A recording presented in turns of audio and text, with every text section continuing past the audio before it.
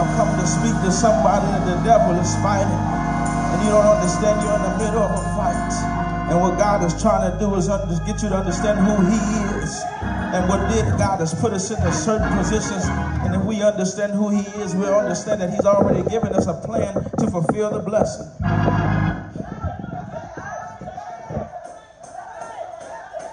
This morning when I thought about speaking, I've been thinking so much on the Karate Kid. And I'm not sure if you guys have seen the movie, but it was a time when the young man had been transitioned from a comfortable place to a place where he didn't know anybody. He didn't have any friends. He was put into a position to where he had to fight. And the thing about the fight is if you don't understand your purpose in the fight, you won't understand the plan. And so what happened is he had a black eye. And that black eye put him in a position to have to understand himself a little better so that he could understand his bag of rocks. Now, I'll read the passage from the scripture that I'm reading this morning, and you can stand with me. I'll be in 1 Samuel, and where I'll be coming from is the 30th chapter. And I'll start reading right at the first verse. And it says, "Now it had happened, when David and his sons came to Ziklag on the third day, that the Amalekites had invaded the south and Ziklag and attacked Ziklag and burned it with fire. And it says, and had taken captive the women and those who were there from small to great. It says they did not kill anyone, but carried them away and went their way. It says, so David and his men came to the city, and there it was burned with fire. And their wives, their sons, and their daughters had been taken captive. It says, then David and the people who were with him lifted up their voices and wept, until they had no more power to weep. And David's two wives,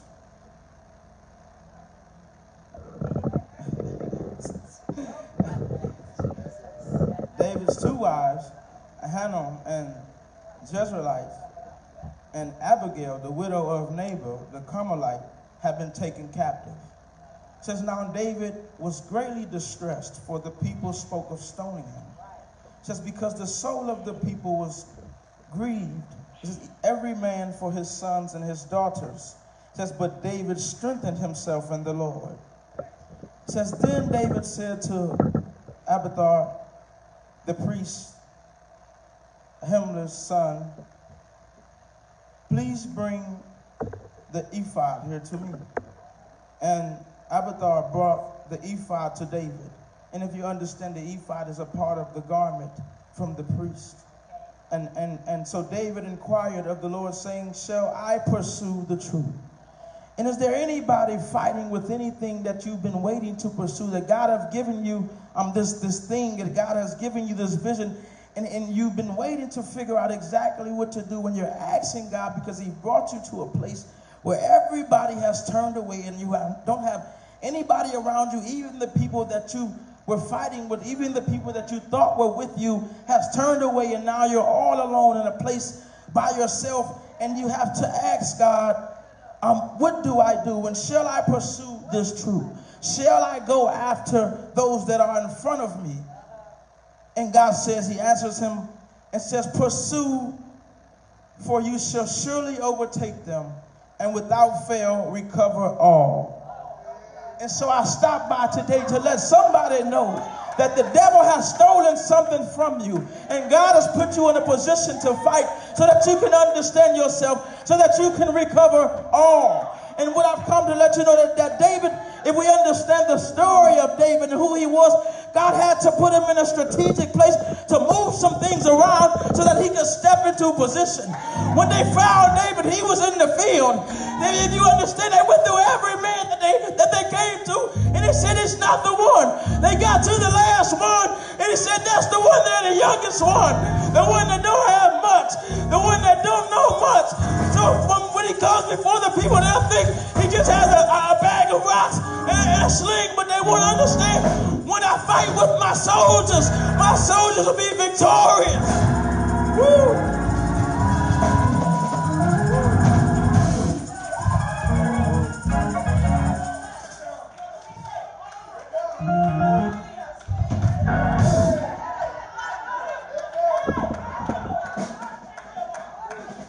Somebody pursue. Woo. But I want to get to the Karate Kid. I love the movie, and it gave me so much of a revelation, because what we as people, we as human beings, we don't get it right the first time all the time.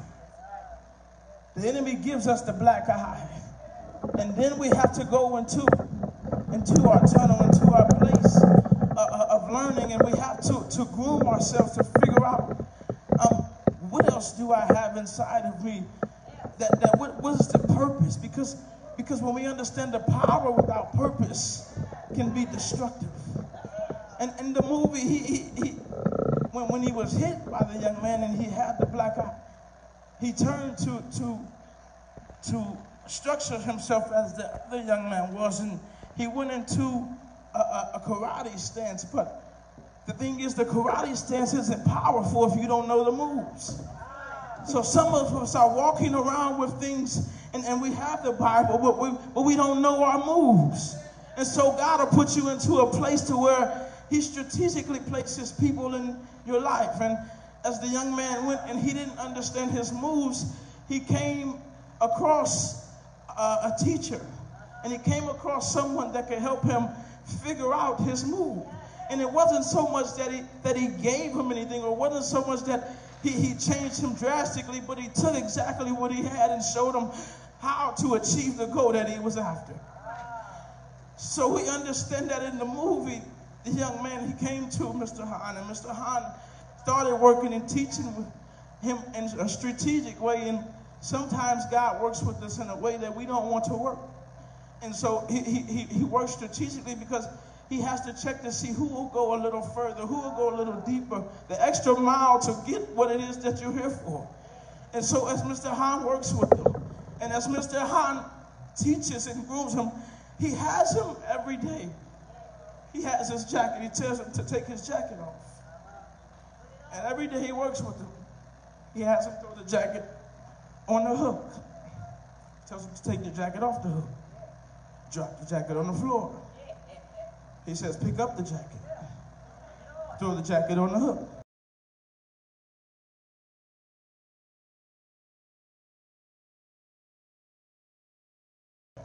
Take the jacket off the hook. And the thing about the jacket is, this very thing was, the young man was going through a time when his mother was telling him to pick up the jacket, and Mr. Han witnessed the situation where the young man wouldn't listen. And so this is when we're in our humiliation. God can save us, and God can break us off from some things, because it's in our humiliation is where God is able to show himself. And so when God shows us ourselves and what we're doing, he's able to reveal a lot more. So when the young man understood what Mr. Han was doing, he didn't want to keep putting the jacket on the hook and taking the jacket off the hook. And he got to a point to where he was done with it.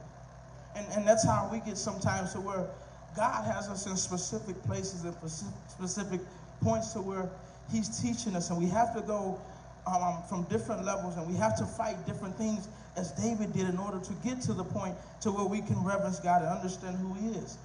So Mr. Han and the young man, they take a trip, and they go to Great Wall of China. And the young man, he sees a lady on a cliff, and she's standing in front of a cobra snake. But the snake isn't attacking her. The snake isn't going after her. The snake is actually following her movements. And the young man is trying to figure out exactly what's going on to get the snake, to get something like that to follow you. And what happens is, when they get to the top, Mr. Han shows him the difference in the balance and the difference in how it works, to where there's a difference in being still and doing nothing. And I think this is one thing with God's people. It's a big difference in being still and doing nothing. We think being still and doing nothing is the same thing. Being still is working right where you are. Being still is letting God groom you, letting God work with you on the stage you're on, so that he can groom you and prepare you for the next level. If you do nothing, when the next level comes, you will miss it. because you won't be ready. So what we understand is that there's a big difference in being still and doing nothing. And he understood being still and doing nothing, and he understood how to then use his being still to get the snake to follow his movements. But the thing about this is, back to the hook. The hook was very profound in the jacket because he didn't understand exactly what Mr. Hahn was teaching him through taking the jacket off the hook and putting it back on the hook. Mr. Hahn taught him through that the thing that he didn't want to do, and he couldn't see the very thing that he would have to use to win the final battle. And so sometimes God is working with us in different ways, in strategic ways, and he has us just picking a jacket up and putting it on the hook. And he's telling us to take it off the hook and drop it on the floor. And he's telling us to pick it back up and throw it on the hook and take it back off. And we don't understand exactly what he's doing through those movements because we can't see, we can't exactly get the whole picture of how he's teaching us, because he's teaching us something for a collective mindset. He's teaching us something that when we understand the story of Joseph going through those afflictions, it was him going off and having to go through everything that he went through that made him the person that was able to come back and save the rest of the people. So we have to understand that it's in the things that we go through to where we can help someone else come along and God can birth that new nation. But in the story, the young man, he learns that he gets ready to quit. And right when he gets ready to quit, Mr. Hahn tells him to wait and come here. And he starts to work with him to understand the moves that he taught him with the jacket. And the story goes on, and the young man is in a very strategic position, because if you understand the movie, he's been transferred from where he is in his home and in his comfortable place with his friends, doing what he normally does, to a new country, a new place, a place where he wasn't there too long and he had gotten punched in the eye. And he's already developed enemies in this new place. And he's had to go into a position to where he now has to reach inside himself to figure out, what do I have inside me that can help me to win this battle? And he finds Mr. Hahn, and by a strategic way, Mr. Hahn bumps into him, and he starts to teach him and work with him.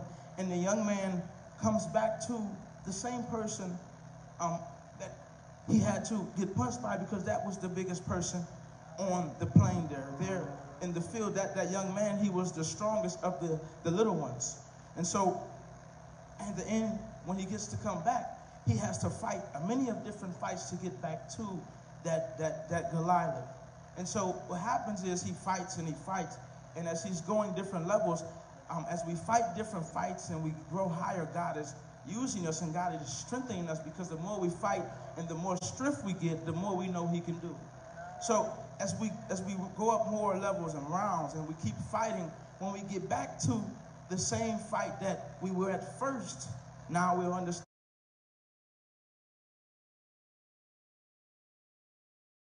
how to attack it. So this is where we understand our power has to be channeled with purpose, so that we'll understand how the fight is supposed to go. So when we understand the story in the end, and as he comes through the end of the story and he comes back to this fight, he comes to a point to where he gets hit, and he gets hit in a way that he should probably not continue the fight. And he can barely stand. He's on one leg. And he goes back, and they do some type of remedy, trying to get him ready faster so that he could fight on the spot. And so what happens is, when he comes back out, before he comes back out, he's sitting there, he's battling with himself. And this is a very profound part, because this is similar to the story of David, where he had to reach inside of himself and strengthen himself, because from everybody's perspective, it looked like he shouldn't keep fighting. And also, the trainer that he had, the person that had got him there, had now at this point gave up on him and said, maybe you shouldn't keep fighting. And so this is the point where everybody around us sometimes doesn't see the vision, or everybody around us may see something different, and they may not want to fight with you, because in the story of David, the same people that were fighting with him at one point in time were now fighting against him. And he had already had to fight the Philistines and defeated the Philistines, and come home from defeating the Philistines and defeating a giant, to come home to see that the Amalekites had swept in, and the Amalekites had held captive the women, the children, and everything there. And so when you understand that you defeat a Goliath and then you come home to nobody there, to quietness, it's a sense of something is wrong. And so when we figure out something is wrong, it's which way do we go? Because not only is something wrong, but the people around me closest to me are now against me. So what do I do when the people around me that I was fighting with are now fighting, and they want to now stone me because they're worried about things that I couldn't control? And so in the fight, the young man is laying on the table and he's fighting with himself to see, should I keep fighting or not? And he realizes that I didn't come this far in order to stop fighting. If I stop fighting now, me winning all those fights that I fought before would mean nothing.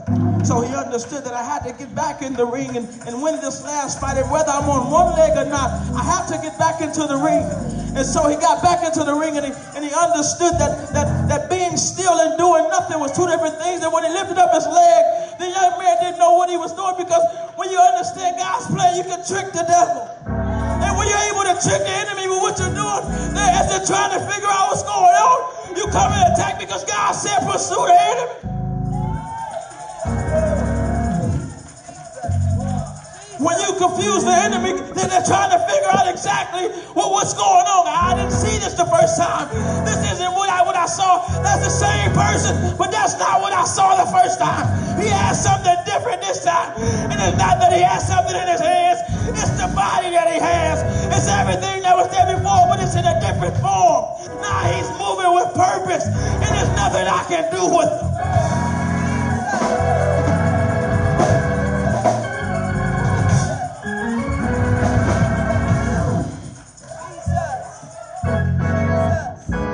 So if you understand the movie, the young man, he won that last battle, and that was the battle that he did all this preparing and all this fighting for. And if he had just stopped, he had everything in him that created him to win and be prosperous. But sometimes we just stop.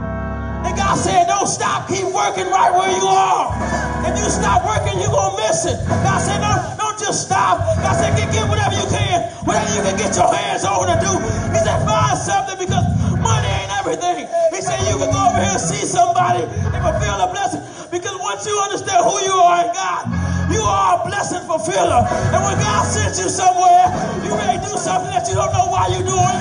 Because people see what you do, and God sees why you do it. So don't stop doing what God sent you to do. Pursue the enemy, because when God gets ready to take you out of the field and put you on top, he's going to move, and he's going to move with force.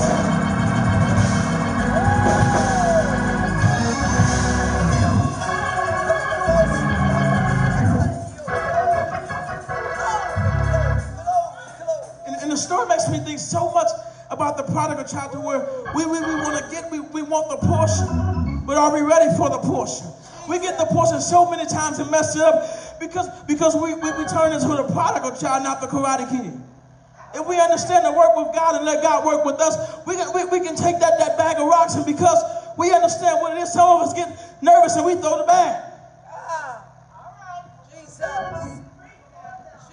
Some of us done got nervous and we threw the stick with the sling on it.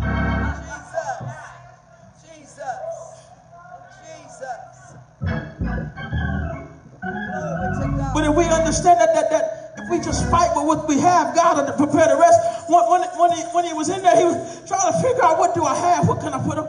He even wanted to put on his enemy's gear. He even wanted to put on what his enemy had on. He said, no. He said, I haven't proven myself with that. I'm going to use something that I ain't proven. I don't care what it is that you have. If you ain't work with it, don't use it. God will use what you got to do whatever it is that you're trying to do. But you got to get used to working what it is what you got. If you ain't got nothing that big, use that small thing, and God will work with that seed that you have. People don't understand. Seeds are so small. But if you understand what a seed has everything in it. From the time that you put it in the ground, from the time that it grows to be whatever it is, it has everything in it that it needed to grow. It just needed the right sunlight and water. Some of y'all ain't getting the right sunlight and water.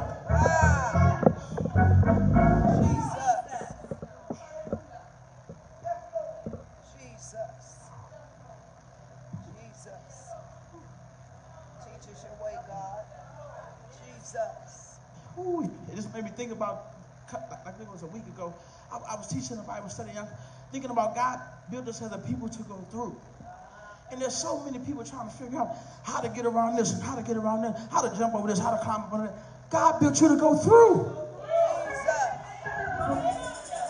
If you can just understand understand what's going on. I was just talking to my cousin yesterday, and it's so simple when you understand the deal that you're working. When you understand what's going on, some people don't understand the deal. And you can't work a deal that you don't understand.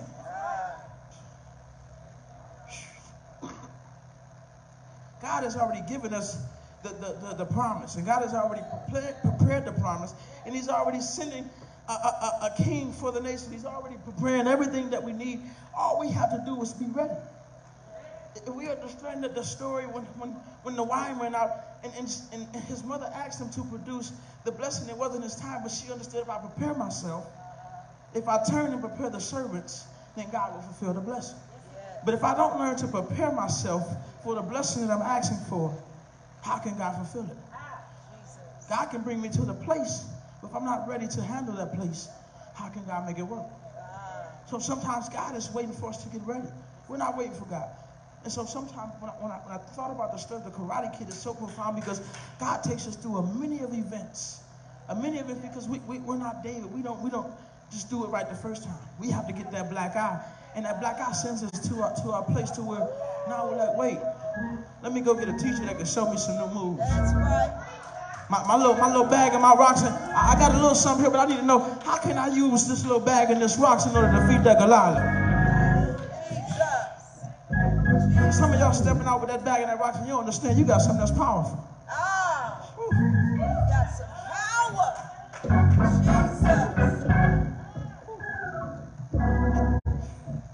Jesus.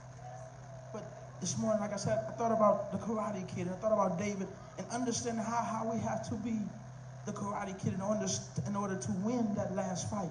In order to understand when God sends you to go to recover all, we have to be like the Karate Kid. We can't be like the prodigal son where we're messing up, we're getting it and messing up, getting it and messing up.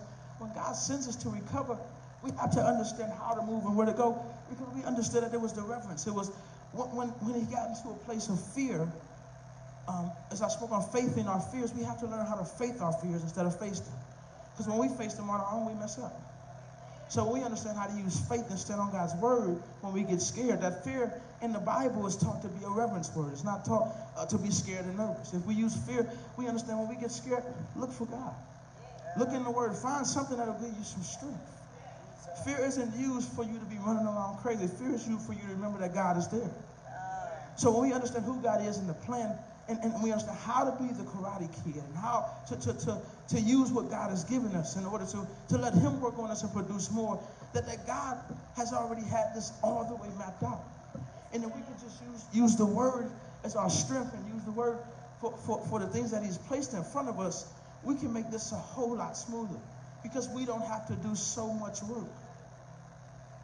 We wait for, in the story, it's showing that he had been fighting, doing all these different things, and all he had to do was encourage himself, and he could win by himself, because if we understand, they were trying to kill him because he was so much of a mighty warrior. And sometimes when you move from doing one thing and people see you doing one thing and they see you doing something different, people want you to stay in a place. But when you transition and move into that place, some people get jealous because we see the king didn't like that he was able to kill tens of thousands, and the king was only killing thousands. So when we understand they were chasing after him because he was so great of a warrior, and now the king didn't like this, so that he ended up having to fight those that were with him. And so God came to him. He was in a place to where nobody's around him. Nobody wants to be with him. Even the ones that, like I said, were with him are fighting against him, and they want to stone him. And he's had to go into his quiet place, and he's had to go into that place where we need to go when we're in the middle of a fight with something big. We're in the middle of something that's bigger than us, because we know that we can't handle everything on our own, and we have times where we have to come to God, and we have to ask God, and remember to ask God, and remember that he's there, and ask God, should I overtake them? Should I pursue the truth? And if we have done the things that we need to do, and we were in that place, if we've been the Karate Kid and we've been working with our jacket, picking it up and just putting it back, if we've been doing these things, we'll understand that we already have the tools to move. And so, in the story of David, he had to go to many of different things, coming from being in the field all the way to if we remember, Jonathan was stripped, and he also gave him his garment, all the way down to his garment. He was able to be accepted in the sight of the men of war. And so David has so strong and so mighty of a position that he had to understand that all he had to do was encourage himself. And sometimes we were looking for encouragement in so many different places. And God is saying, if you just encourage yourself, that when I tell you to pursue, you won't be looking around and looking for nobody else. And so this morning, I just want to stop by and tell somebody that we have to be the Karate Kid, not the prodigal child. And that we understand that the Karate Kid is going to help us to learn God's statutes. And the story of Joseph, it was only that the statute, only that what he went through, he was able to learn the statutes of God. It says because only through these things, only because him serving all these different places and learning all these different things, he was able to now teach his people, because he had been the inside man for a while. If we understand Moses was an inside man as well. And if we don't have any inside information, how can you defeat the enemy? And so, if we understand the Karate Kid, this morning I want somebody to understand that we just be God's Karate Kid and just work with what he's given us. When we get to the fight, that bag of rocks and that sling will be a little bit more effective than we thought the second time. And maybe somebody won't have to go through a third time and a fourth time, because we go through so many things over and over and over and over again. But God is telling you, if you just understand the tools that you have, say, I've already been preparing you and showing you myself through everything that you're going through. He said, just like the woman at the well. He said, I waited and waited and waited and waited and waited for her to come down to the well. He says, no matter the past, no matter nothing. He said, God said, I'm still waiting to deliver you from wherever it is you are into a revelation of me, so that you can understand that you can live in this earth free.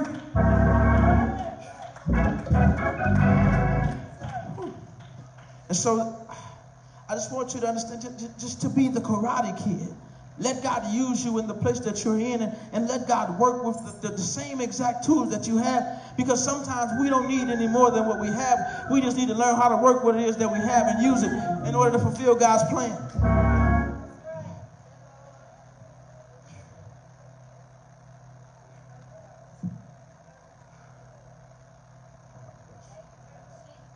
God bless you. Anybody ready to be a Karate Kid? Anybody got their jacket ready?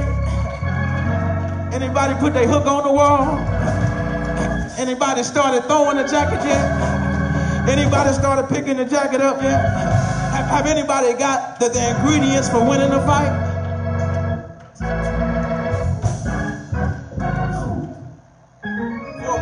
Faith is the substance of things not seen,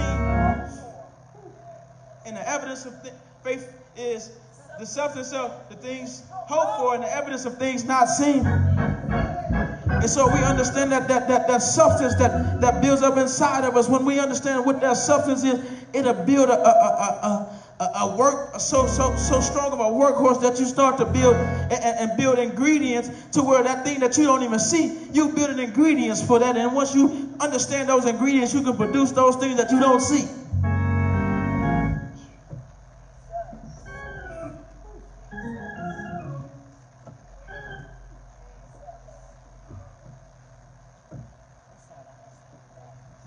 But I bless God for the Karate Kid. And I thank God for the message, because God is specific. And this morning, I just couldn't stop to think about the Karate Kid. And it's in those times and it's in those things that God starts to work with us, to where now we understand our gift. Now we understand the thing that it is that we're fighting with. And then when we understand the thing that it is that we're fighting with, now we can go out, and when God tells us to recover all, and because there's some things that the enemies have taken from some of us. I'm not sure who exactly, but the enemy is fighting somebody and is taking some things, and it's time to go get it back. But when God sends you to get it back, if you go back with the same strategy you had the first time, you might not make it. And so when God sends you, use the strategy to remember to reference God and ask God, is it time now to overtake the truth? And if I overtake the truth now, will I surely overtake them and without fail recover all? Because they have some things that I need back. And I need those things back in order to win the race. And if I don't get these things back, it may not be just how I want it to be. Because, God, I understand that if you didn't create the plan strategic enough to make David who he was, that he had the blood for the blessing, because the lineage in him is where Jesus came from, and Jesus is the blessing that was provided, so that the blood from Jesus is the reason why we still stand today. And if the blood didn't touch the seat, that we might not be on the land, to where the reason that we stand and the reason that we are who we are is because we are the recipients of the blessing that you gave. And God, we thank you for the blessing. So this morning, I just want you to remember that sometimes being the Karate Kid can help you. And I want somebody to maybe go watch the movie and have a different revelation, to where you can see God working with you in the same way Mr. Hahn was working with the young man, so that when you get to the fight, you're able to fight and be victorious.